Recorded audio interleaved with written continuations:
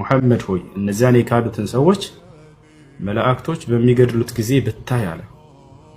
ያን የካደን ሰው መላእክቶች ነፍስን በሚያወጡ ጊዜ የድሪቡነ ውጁሀሁም ወአድባረሁም ፊታቸውንና ጀርባቸውን ይመቷቸዋል አለ።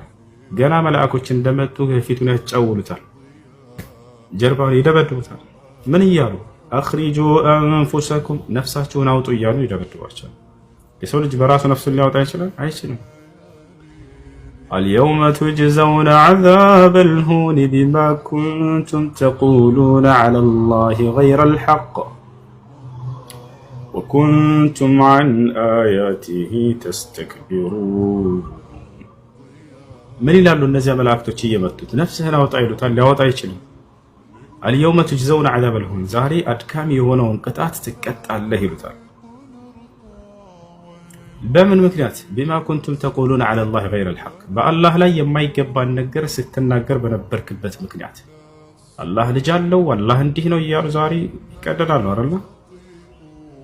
ዋጋቸውን የሚያገኙበት ቀን አለ። በአላህ ላይ የማይገባውን ነገር ስትቀጥፍበት በነበርክበት ምክንያት ዛሬ ዋጋህን ታገኛለህ፣ አድካሚ የሆነ ቅጣት ይሉታል መላእክቶች። ወኩንቱም ዐን አያቲሂ ተስተክቢሩን እርሱ በነቢያቶች ላይ ያወረደውን አናቅጽም ከመከተል ስትኮራ በነበርክበት ምክንያት ይሉታል። ነብዩ ሰለላሁ ዐለይሂ ወሰለም ይዘው መጡ የአላህን ቃል አንቀበልም ብለው ኮራ አይደለም። እነዚህ ሰዎች ዋጋቸው የዛኔ ይሄ ይሆናል። መላእክቶች ገና ሲመጡ እያጫወራቸው ነው የሚጀምሩት። ከዚያ በኋላ ነፍሱን መለኩል መውት ያዛታል። አየቱሃ ሩሑል ኸቢሳ ይላታል። አንቺ ቆሻሻ የሆንሽ ነፍስ ሆይ ይላል። እኽሩጂ ኢላ ሰኸጢ ሚነላሂ ወዒቃብ ወደ አላህ ቁጣና ወደ ቅጣቱ ውጪ ብሎ ያዛታል። ፈተኽሩጅ ሩህ ትወጣለች። ሩህ ስትወጣ ከእግር ትጀምራለች። መጨረሻ ላይ አይን እያየቻት ትሄዳለች።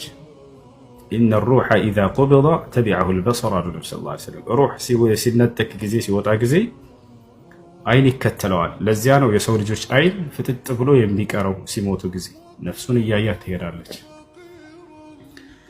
ከዚያ መለኩል መውት ካወጣት በኋላ እርሷን ነፍስ ምን ይላታል? እነዚያ መላእኮች ይቀበሏታል። ከፊት ለፊት ያሉት ነፍስን ለመውሰድ የመጡት መላእክቶች፣ ሁለት መላእክቶች አሉ። ጠቅልለዋት በከፈን ይወስዷታል።